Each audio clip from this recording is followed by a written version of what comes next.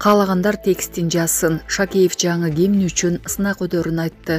Жогорку кеңештин төрагасы Нурламбек Шакеев жаңы мамлекеттик гимнди жазуу үчүн сынак жарыяланарын билдирди. Ал бул тууралуу 5 ноябрда журналисттер менен болгон жолугушууда айтканын парламенттин маалымат кызматы маалымдады. Айтыла турган айрым кептерге жана сындарга карабай өзгөртүү маселесин демилгелеп чыктым. Жакын аралыкта тайын жыйын өткөрүп, мамлекеттик гимнди өзгөртүү маселесин карайбыз. Жаңы гимн үчүн ачык, таза сынак өткөрөбүз. Каалагандар гимндин текстин жазсын. Башкысы гимнибиз элибиздин алдыга сүрөп, өлкөбүздү даңазалап турушу зарыл. Ырдап жаткан ар бир кыргыз жараны эли үчүн, жери үчүн бардыгына даяр экендигин сезиши керек деген Шакеев. Ошондой эле төрага гимндин жаңы тексти жалпы интеллигенция өкүлдөрүнүн, чыгармачыл инсандардын, окумуштуулардын жана башка кызыктар тараптардын катышуусунда каралып, тандаларын кошумчалаган. Эске салсак, Шакеев 25 октябрда Кара-Кыргыз автоном облустун түзүлгөндүгүнүн 100 жылдыгына арналган иш-чарада мамлекеттик гимнди өзгөртүү демилгесин көтөргөн. Беларусь НАТОну кол салууга даярданып жатат деп айыптады. Беларустун коргоо министрлиги Украина менен чек арага жакын жерде бронетранспортери бар бөлүкчүлөр, анын ичинде атайын күчтөр жана Украинанын улуттук гвардиясы топтолгондугун билдирди. Бул тууралуу чет элдик басылмалар жазды. Республиканын айланасында аскердик саясий кырдаалдын чыңалуусу күчөгөн атмосфера түзүлдү, деди Беларустун коргоо күчтөрүнүн башкы штабынын башчысынын орун басары Владимир Куприянюк. Ал ошондой эле НАТОну Минск жана Москва менен ачык тирешүүгө даярданып жатат деп айыптады.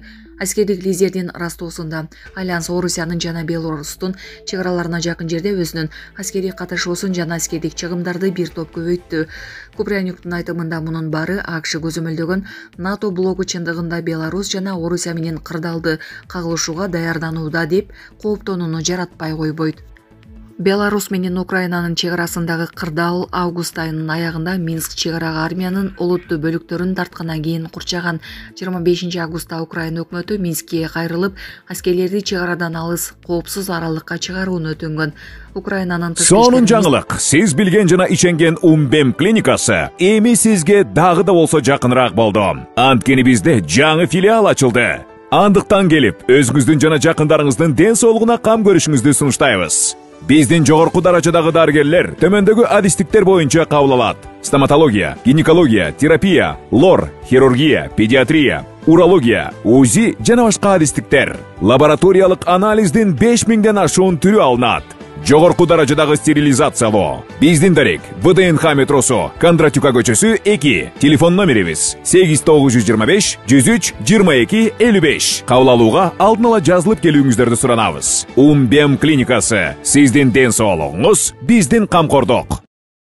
Лиги өз билдирүүсүндө Беларусь чек араны бузган учурда Украина буунун уставында кепилденген өзүн өзү коргоо үчүн бардык зарыл шарттарды көрөт деп баса белгилеген.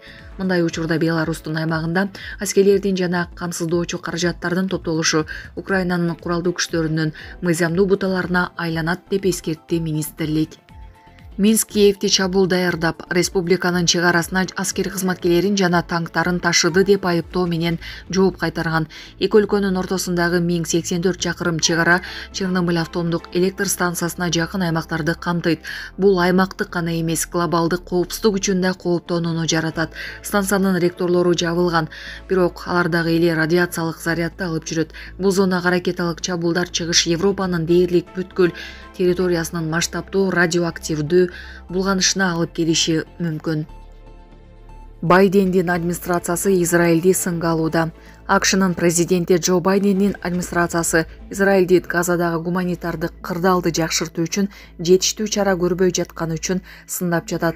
Бул тууралуу чет элдик басылмалар жазды. Ноябрдын башында Израилдин расмий өкүлдөрүнө Газа секторуна жардам берүүнү жакшыртуу үчүн берилген 30 күндүк мөөнөт бүтөт. Болбосо Байден Израилге аскердик жардамды кыскартууну убада кылган. Мамлекеттик департаменттин басма сөз катчысы Мэтью Миллер 4 ноябрда билдиргендей, АКШ Газага жардам жеткирүү боюнча Израилдин аракеттерин канааттандырарлык эмес деп баалады. Бүгүнкү күндө кырдаал олуттуу өзгөргөн жок. Кээ бир көрсөткүчтөр боюнча өсүштү көрүп жатабыз.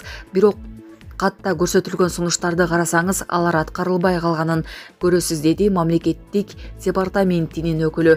Байдендин ультиматумунда Израиль курчоодогу палестиналыктарга өтө зарыл болгон азык-түлүк жана башка товарларды ташыган күнүнө кеминде 350 жүк ташуучу унаага уруксат бериши керек деп айтылат.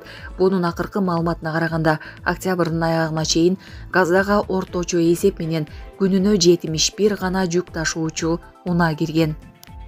Шавкат Мирзиёев Кыргызстанга келди. Аны жамгырлуу кечте Акылбек Жапаров тосуп алды. 5 ноябрда Өзбекстандын президенти Шавкат Мирзиёев Кыргызстанга келди. Бул тууралуу өкмөттүн басма сөз кызматынан билдирди. Маалымдалгандай, Өзбек президентин Манас эл аралык аэропортунан өкмөт башчы Акылбек Жапаров тосуп алды.